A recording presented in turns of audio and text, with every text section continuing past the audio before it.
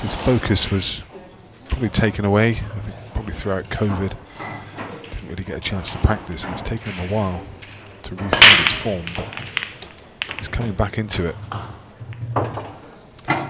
Yeah, it was never that he was a bad player. I mean, he'd finished ranked 13, 19, 19 for the first 3 years of Ultimate Pool, but as you say, he was just in such dominant form in the years before COVID that anything other than consistently winning titles was probably going to seem a disappointment for him. This man, meanwhile, never really taken a break. It's just been winning titles all the way through.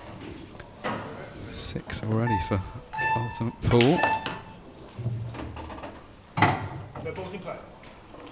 Got the ball just on the knuckle, and I know on a Supreme we would have wondered whether that would go in, but on this pocket it most definitely will.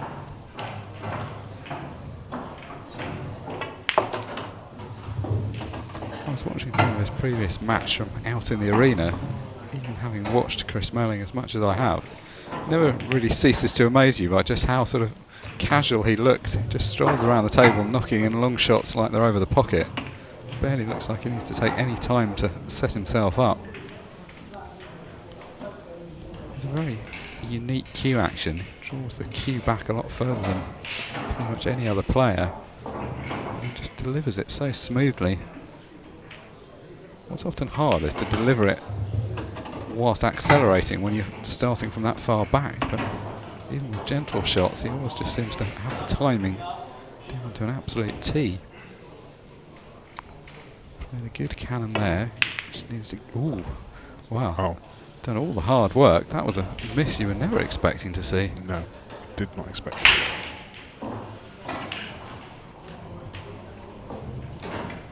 I mean, I suppose when you look at it from that angle, maybe he didn't quite have the full pocket, but it's still not expecting him to miss it. Real bonus chance this for Scott Gillespie. Yeah, I think in his mind this was already chalked off. Once Chris had developed that last red, you expect him to complete that clearance. So lots of other action ongoing at the moment. Mark Fleming 2-1 up against David McNamara. Christophe Lambert 2-1 up over Dom Cooney. Carl Morris, Callum Singleton 1 each. Shane Thompson, Ronan McCarthy 1 each. Sean Story 1-0 against Luke Sanges. Rob Warren 3-1 against Chris Hampson. Cole Bedford 2-1 against Connor Jones. We'll keep a keen eye on all of those scores. I don't think he was looking for the flip on the red. That's just made things a touch more awkward. I think he's still okay to cue the yellow long. I think he can just cue alongside the red. So yeah, he's not hampered. Should still be okay here. Great potter. I expect to see him adapt to this table really well. I think this would suit him.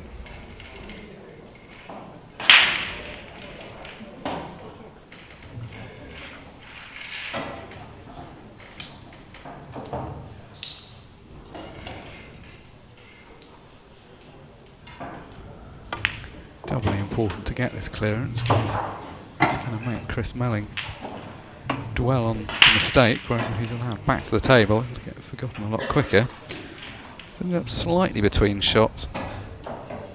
We've talked a lot about the way these tables play down the cushions. May on a different table have considered playing the other ball first, but on this table you want to be pretty tight in behind the ball down the cushion. That's not the best. Needed a bigger angle. He's just a little bit straight now. He can't get close to the 8. All he can do is kind of screw back to around about where he is now, just maybe a bit beyond. Maybe to punch it out just a little bit further, but yeah, decides to take the medicine and leave a double. Some players have instantly settled into the table and found these doubles, and other players have struggled.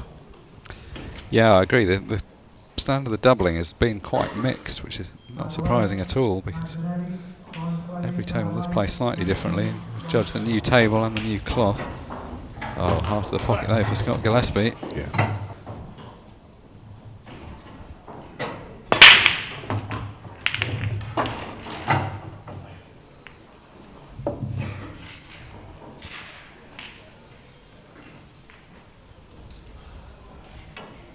He's going to want to take yellows here, but has he got him? Yeah, I think he's got an opener to middle. Yeah, he's got the gap between red and yellow, and the yellows look pretty good.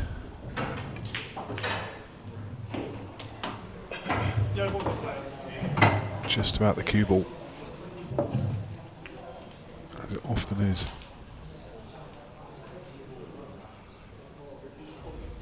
There's no question that his mindset is going to be completely different coming to Blackpool now off the back of a good season and that European Open win. There were some moments last year when you could just sense he just wasn't really enjoying being here. He turned up to Blackpool for Pro Series events quite a few times last year and didn't get much going across the weekend, and sort of quick exits, and you start almost questioning why you're bothering to do so much travelling, being away from family and other work commitments. Once you start winning, your mindset's totally different. You start looking forward to the weekend, you see it as an opportunity. It's just a lot more fun being out in the arena. So the clearance really was all about finding this gap and just getting position off this ball. If he gets it, which he has, then it should be all downhill from here.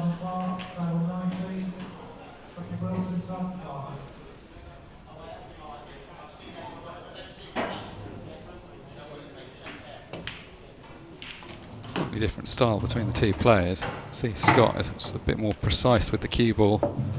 What everyone loves about Chris is all the magical shots where he's playing off a lot of cushions and the cue ball zipping around the place.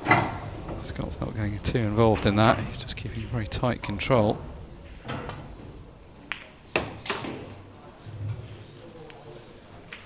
Two-nil lead, obviously not particularly material against a player of Chris's standard, but it's what you want to do. Get off to a quick start in the match.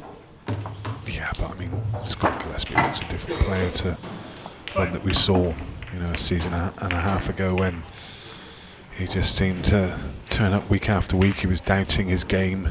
The tournament scene obviously dried up a lot in that period. Yeah, I think Scott one of those definitely, and another one probably Neil Rayburn.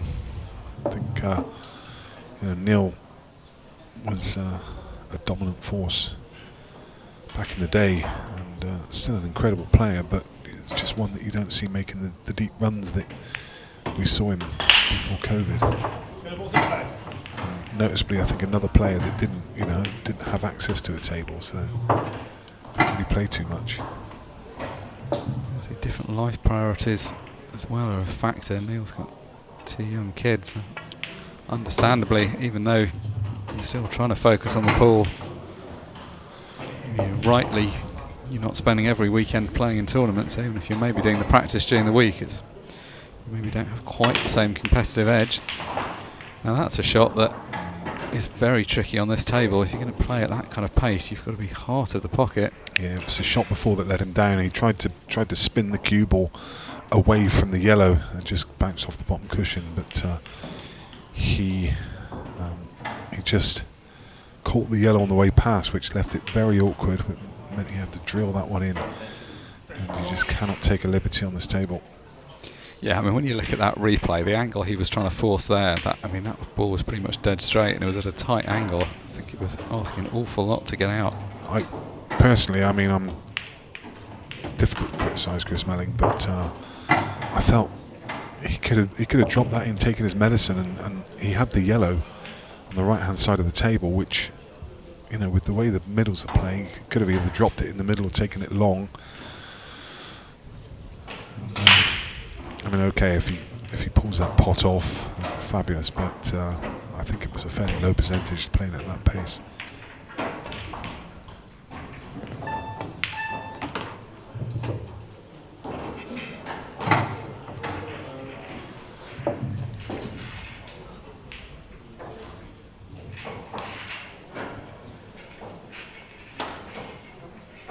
Not a good opponent to take liberties against either. Scott Gillespie is not somebody that gives you much. He's going to take anything you throw at him. Try and keep the game pretty well locked up. Draw's opened up a little bit with Tom Cousins' unexpected exit. Chris Melling and Stevie Dempsey in ranking terms, the next two on the list. I think based purely on the one match we've seen off both of them, say Dempsey seems to be the man in the really scintillating form. 7-0 win was quite something that we saw a bit earlier on. It is only one match though, you have to be a bit careful about reading too much into it, because sometimes when you have one good start like that, you expect to play like that in the next match, and it doesn't always materialise. I've got to say, I mentioned that was the performance of the day for me so far from Dempsey, but Gillespie recreating it here. He's not put a foot wrong so far. And with these two balls, he's going to take a 3-0 lead. The margins at this level are just so small, just even within your own standard of performance. You look back at a few matches that Scott played earlier in the season or last year, not necessarily doing a lot wrong, but it's just a ball or two difference, whereas this time he just never looks like missing anything.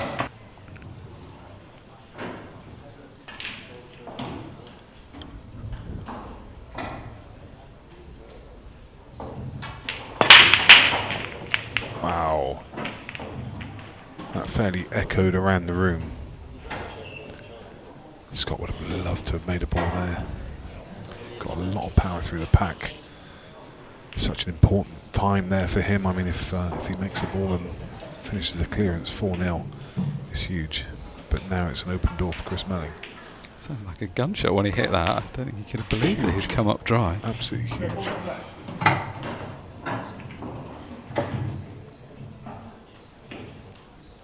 It's what Chris Melling needed though, because he didn't want to find himself 4-0 behind in a race to 7.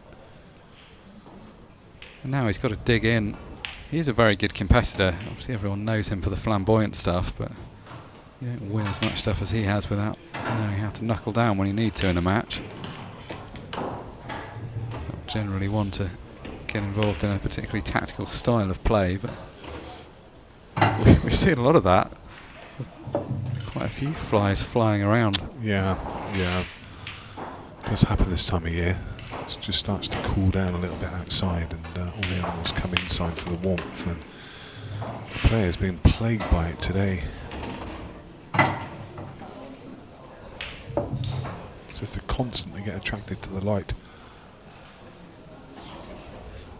As soon as they get in the player's eye line, it can be quite off-putting. Yeah, and once it happens once or twice, you start feeling them when they're not there, and it's distracting you. Beautiful sunny evening here in Blackpool. Got dark now, but before the match it was a beautiful sunny evening. Sunset over the sea outside. Yeah, it was a stunning day. I was sat in my room about 7:30 this morning on the laptop, and got a view straight down the promenade, and beautiful. I mean, if you can say that about Blackpool. Wow. I mean, he's still got it, the top corner, but that could have gone wrong. In a really, really tough field. It just came up short in the final, 64-man event. It was littered with professional players, and just came up slightly short in the final, but really good performance from him over the weekend. He's now 5-2 up against Chris Hampson. One to watch out for this weekend, I think. Yeah, he's definitely in that group, isn't he, of people that you're not surprised to see at the business end. And you were talking earlier about confidence. It's a really big factor with Rob. At times he can get a bit down on himself, but he's such a talented player.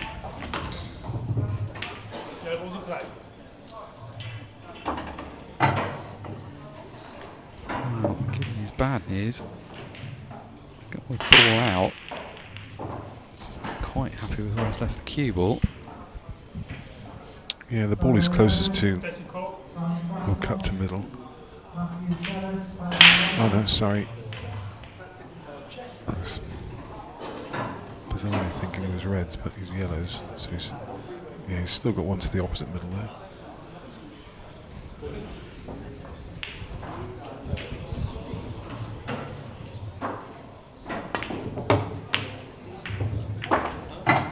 cue ball was always going to be tracking, just relying on a bit of luck, and he's okay. He's got the ball to middle. He's got the one in bulk as a thin cut. He's going to take the one to middle.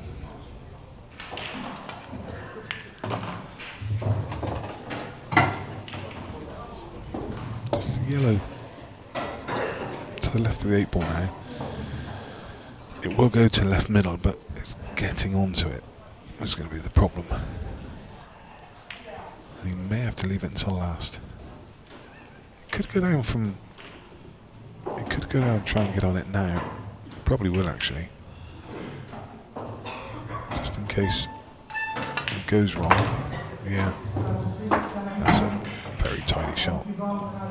Left a good angle too. Yeah, I mean, given how far the cue ball travelled there, to end up as pinpoint accurate as he has. Yeah. Judged it so well, playing it the side, reverse side to bring it down the table off that side cushion. Really lovely.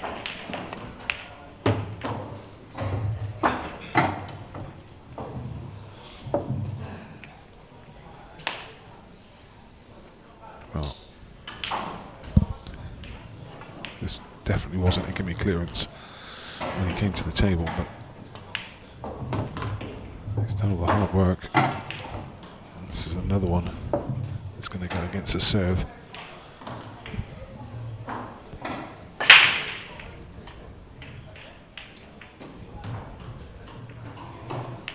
Steps back into a three-frame lead.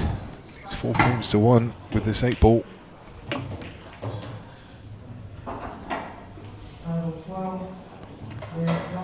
Mark it up.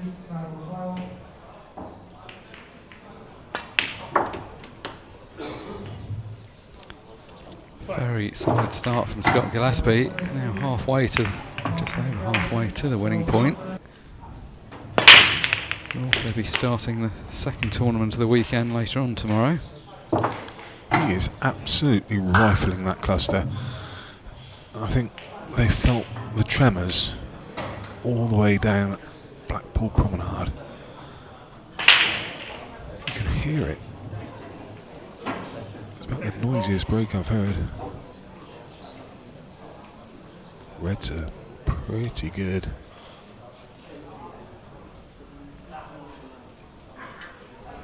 Just about the order he takes them at the top of the table. I mean, some players would have decided to take the one to right centre. The reason he hasn't taken it is because it links really nicely with the ball to top right. If he took that ball to centre now, it's a clever little shot as well, because he's just given that red a nudge. It opens the middle pocket. It means he can drop this one into top right, and he's got that ball to link back out. Really cleverly planned. It was, because those two balls at the top of the table, even though they both had a clear pocket, weren't very easy to link together. He was always going to have to play a cannon on the yellow, so he left himself a positional shot where you could play that cannon and still be in position. What you really wouldn't have wanted to have to do is play that and then play further down the table for another ball. This meant they didn't have to move the cue ball too far. Same equation here, he can't avoid the cannon, so he's going to have to kind of embrace it. I think ideally you don't want to catch the yellow too thick, but how thin can he catch it? Yeah, I think you top this, don't you, with the left-hand side and just try and glance off the yellow, get the cue ball away. Oh, that's so well judged. Yeah, both of the last two cannons you could be fooled into thinking they were almost natural shots, but you could really have got stuck to either of them. And the fact that he's landed not far off straight and the ball to the middle means he's got good control. He can pick his angle for the ball at the top of the table.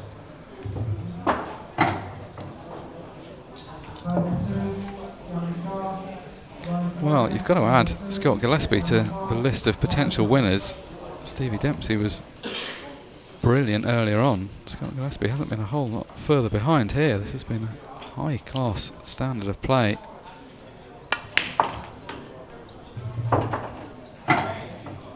He is cueing the ball so well.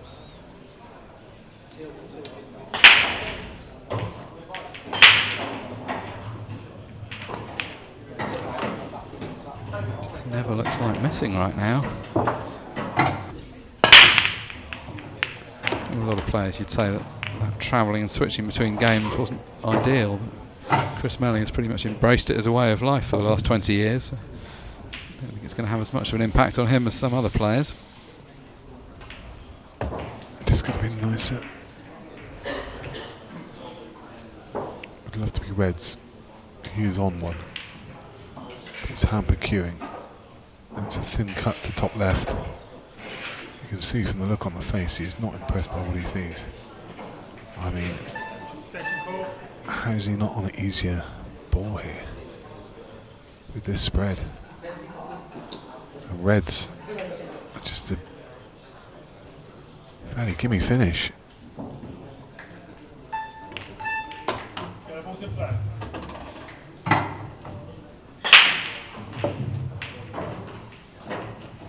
He's very good at these intricate finishes, but it's not ideally what you want when you're 5-1 down. I think there are moments on other tables you might consider playing the ball down the right rail the whole way down the table, but there's no way in the world he's going to consider it on this table. I think he uses the reds here. He's trying to clear the pocket for the other yellow. But, he'd love to use both of the reds and move them both, but I'm not sure that's possible. So,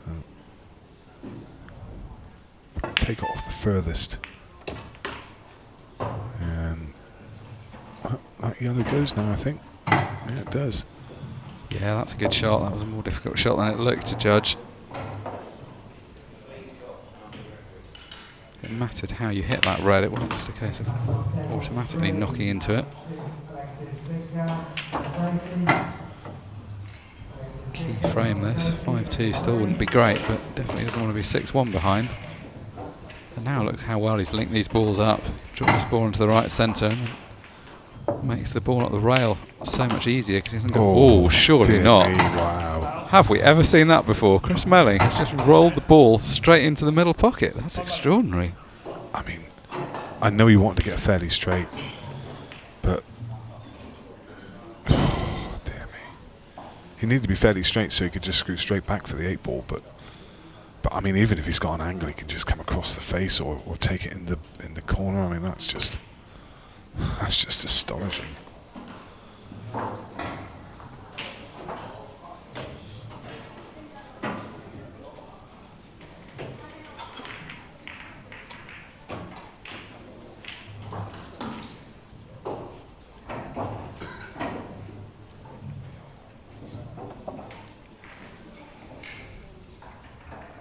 These are the kind of shots that Chris pretty much specialises in, but still not exactly high percentage from this position. I think he felt that shot was just slightly off angle, and I don't think he felt that it could possibly. I mean, he's close. I think he felt that he couldn't possibly go in off because he just had. He's just cued it slightly wrong. It wasn't dead straight.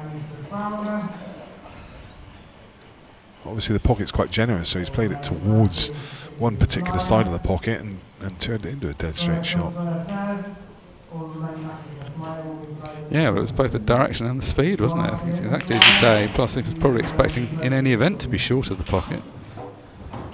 Scott trying to get ball in hand, not wanting to push the boat out here. He knows that if Chris moves this yellow, then he's going to open the path for the red, and all the reds are now there.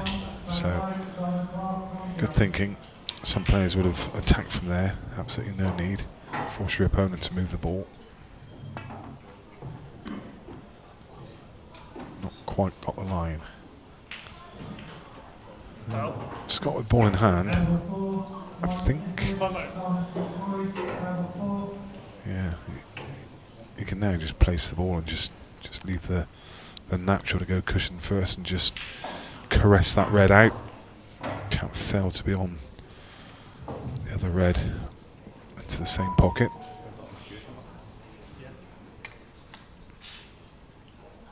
Well, I've seen Scott Gillespie do that once before. That's not the kiss he wanted. He wanted to go cushion first and nudge it out. That was a full ball contact into the yellow. That's no good. So we may see him pull back again here. Yeah, it's the same equation, isn't it? There's no real need to go for this. Yeah, I think it was Scott Gillespie. I've seen him do that before. He placed the cue ball down by next to the middle pocket, and then he put his cue on top of the ball to move it, and the ball squirted straight into the pocket, and it was a foul. I'm sure it was Scott who did that. I think he got caught, Scott, on his previous shot with a ball in hand, slightly between two shots. He'd left himself a thinner angle, which I think was, in hindsight, was probably the better one for playing the cannon. Didn't really matter though, because it's the same situation here really. He doesn't actually desperately mind Chris hitting this yellow, because there's a good chance that he'll open the red up in the process.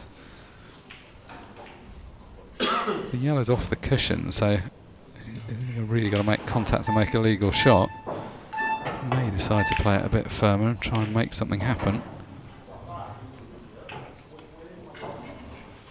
Well, he was in with a chance of something good happening. It's not worked out well though. It's obviously going to be tough from where he was not to leave a shot at any of the reds.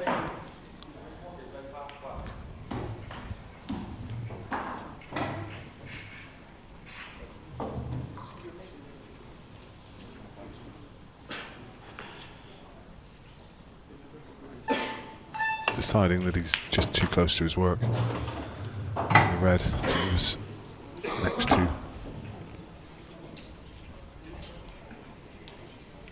So goes up the table and he's just going to work his way down. Finished just off straight here, so he's going to run the cue ball through for the other red into the same pocket.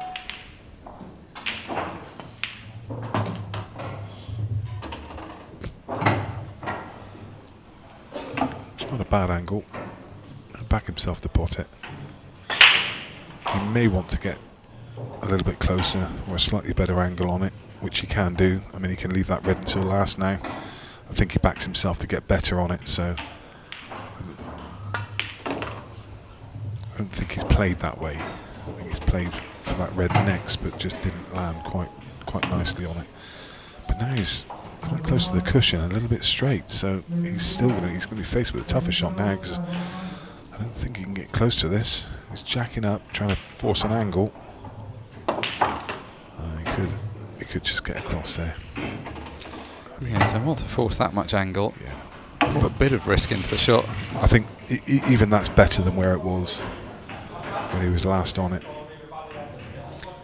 Yeah, and I think you'd rather have a slightly worse angle but be nearer than, even on that last shot he could have left himself distance and not played the position, but made it into a more comfortable shot. Good chance now to get onto the hill.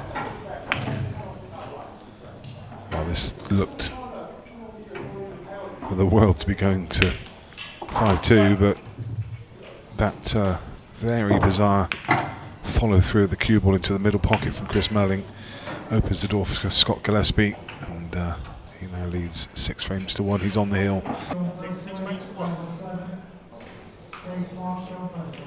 Scott Gillespie leading by 5, breaks frame number 8. More of the same, another rocket. Oh dear. And I say oh dear for Chris Melling, because that could be curtains. Because these reds look very nice. Just about the 8 ball. But everything has a pocket.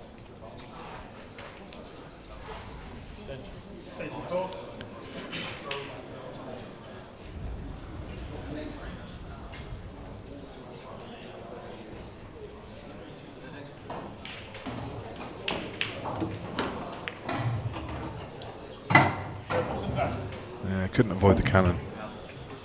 Just needed it to come out. I mean, both of those balls went, but couldn't avoid it. They were better than they are now. It's a bit fiddly now.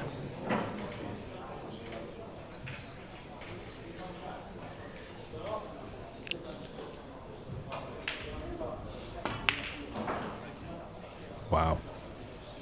The first missed ball from Scott.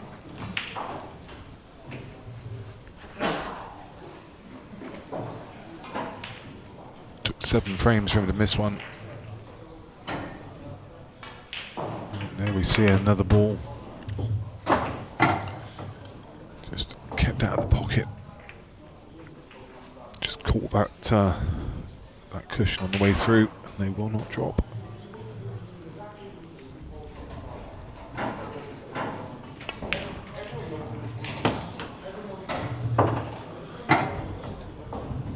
Not what Scott wanted, because even though he's a long way ahead, he knows full well that Chris Melling can just dash off a few frames in a row.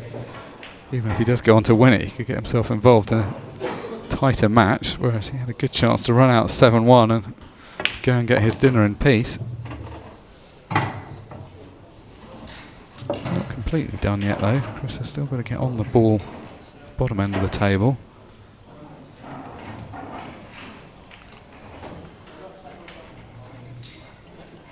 Ronan McCarthy's enjoying life. He's 4-1 up against Shane Thompson at the moment. Rob Warren 6-4 on the hill against Chris Hampson. Tom Cooney 5-3 over Christophe Lambert. Mark Fleming 5-2 over David McNamara. Cole Bedford has beaten Connor Jones 7-2.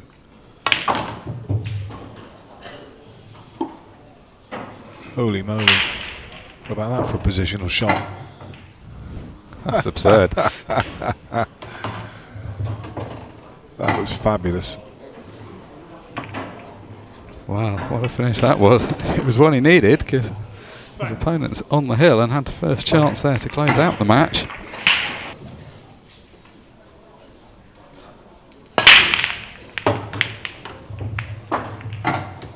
If these players keep hitting the balls this hard, we're going to have to get the arena microphones turned down a bit, because it's deafening.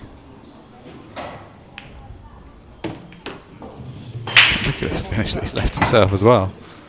Those are going to be gone in no time at all.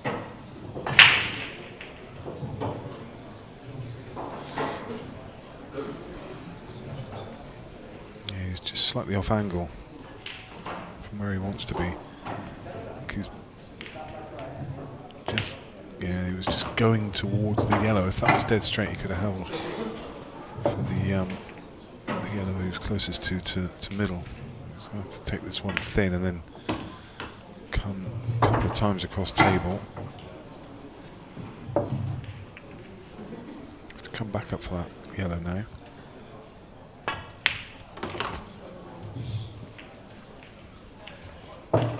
Again, just a touch straight. I loved an angle. He could just stun through the gap of the 8 ball, past the 8 ball for the yellow to the top. I'm sure he can get there now. He may just be able to top around. Yeah, could just top around. Nice little nudge on the 8 ball, just took a little bit of pace out, but kept the right line. And this is how quickly things can change with this man at the table.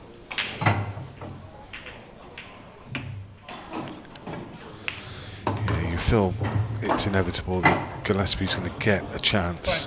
You know, he's playing too well. He's breaking so well. He's been breaking pretty well so far in this match.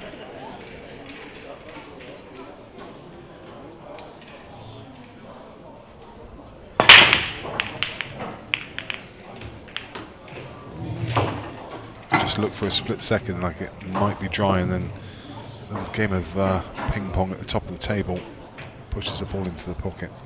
You can see there was nothing heading towards the pocket here, and then just a little kiss on the cue ball pushes that one in. No. How are we looking? Reds look really good. Yeah, this is going to be a defining moment of this match one way or another. It's a great chance to win the match. If he somehow fails to, it has the potential to be a big momentum swing. Just caught that far knuckle. Heart was in his mouth for a second. You could see with that pause as he waited to see if it would drop. He's not on the ball. Oh, he's getting down on it. I didn't think he was on the ball to top right. He was. Easily. And suddenly it turns into quite a simple clearance.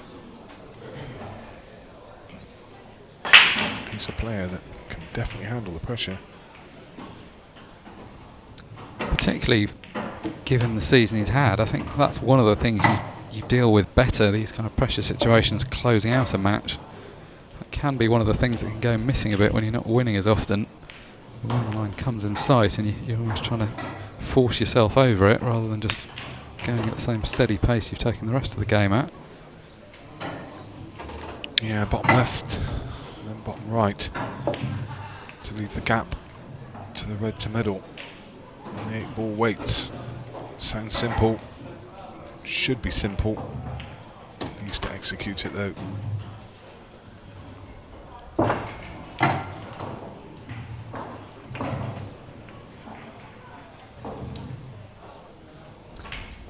Just one positional shot to play. And the match is at his mercy. Looks like he's weathered that mini comeback from Chris Melling. 2 balls away now from the victory. Once upon a time you'd have looked at this shot and thought, this has got a chance of a bounce out because of the way he's got to play it. We haven't seen anything even look remotely like popping out of the middle pocket so far today. Let's hope it stays that way. Great performance.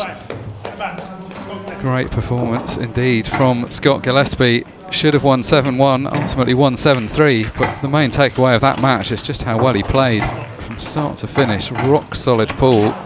Chris Melling played barely more than a cameo role there.